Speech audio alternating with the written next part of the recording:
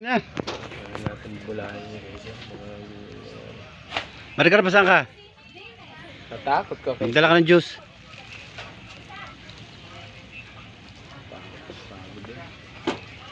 Kapanghihina na rin mga pag-araw-araw na ganito no? Paring Pogs, ano kinakain mo?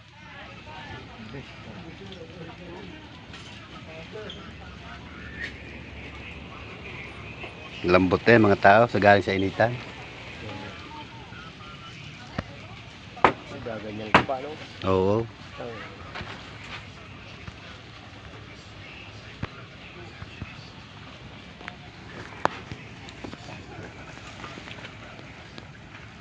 Hindi lang nakakahiya eh.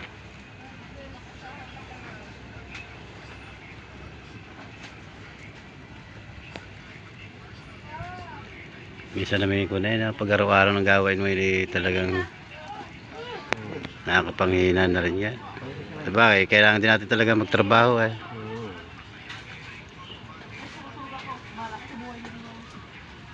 Okay, bawal matulog maaga pa.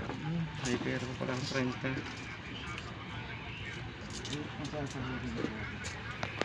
6 days. Ilan days? 6 days lang. Friday na bukas.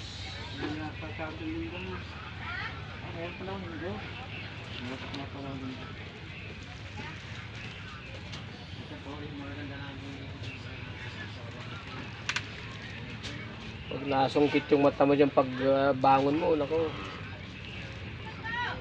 Silbong palagi na nautot. Hangin ang tiyan.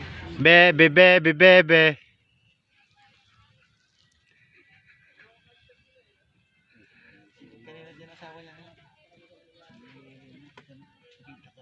Hindi na yun taga. Sinisilip. Kaya kambing sa kanto niya dyan. Kaya kambing dyan. Kahit na isa, akin daw.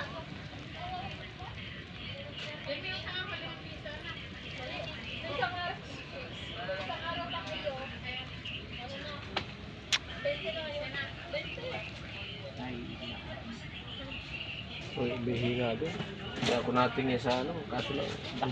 Pinipilit kong hindi huminga, hindi ko kaya. Puta. May tumali na naman ang laki Down. Puta sa gabi dinadali yan. Mga SG. Mag-ihi ko kanina. Puta nga. Tingala na lamang ula yan. Mag-ihi na. Dapat kasi hindi nakikita na. Sira na naman palang forklift mo. Bumitaw daw ang pambilt Para sabi di katok daw. Kung matok daw nagwa ng pagkakabitaw ng panbelt. Kakatok ang puta na ni panbelt na natanggal. Saan nagamit? Ayan, may sala rin silang palpak na gawa daw. Magbibigtag tayo. Kakatok bagay, may langis. Ayan nga. Oo. Halos pare. Para naman tayong hindi mekaniko dati nung halos pare mag-alas 8 na tayo nag-off. Baga naman yan. May langis. Iinit lang yun pero kung naputol ang panbelt, iinit mag-over. Kaya hindi lang kakatok. Katok langis. Katok langis.